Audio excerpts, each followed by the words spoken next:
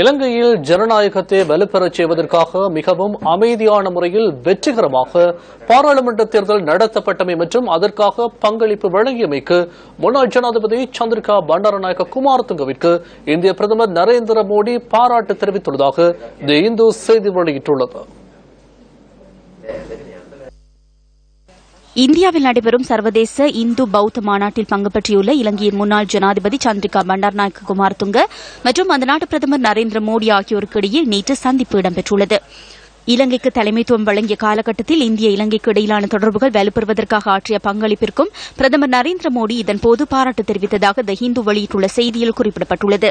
ஐக்கிய இலங்கைக்குள் அனைத்து இன பிரிவுகளும் எதிர்பார்க்கின்ற உண்மையான நல்லிணக்கத்தையும் சமூக ஒற்றுமையையும் ஏற்படுத்துவதற்கான கட்டமைப்பை உருவாக்கும் முன்னாள் ஜனாதிபதியின் முயற்சிகள் நம்பிக்கை அளிப்பதாகவும் இந்திய பிரதமர் சுட்டிக்காட்டியுள்ளார். இரண்டு நாடுகளுக்கும் இடையில் தொன்று நிலவுகின்ற வரலாற்று மற்றும் கலாச்சார ரீதியான தொடர்புகளுக்கு இந்தியா அதிக முக்கியத்துவம் வழங்கி வருவதாக இதன்போது நரேந்திர மோடி நினைவூட்டியுள்ளார். இந்த நிலையின் கீழ் இலங்கையின் ஜனாதிபதி மற்றும் பிரதமருடன் நெருங்கிய தொடர்புகளை பேணுவதன் மூலம் இரண்டு நாடுகளுக்கும் இடையிலான தொடர்புகளை புதிய பரிணாமத்திற்கு கொண்டு செல்ல எதிர்பார்ப்பதாகவும் இந்திய பிரதமர் மேலும் தெரிவித்துள்ளார்.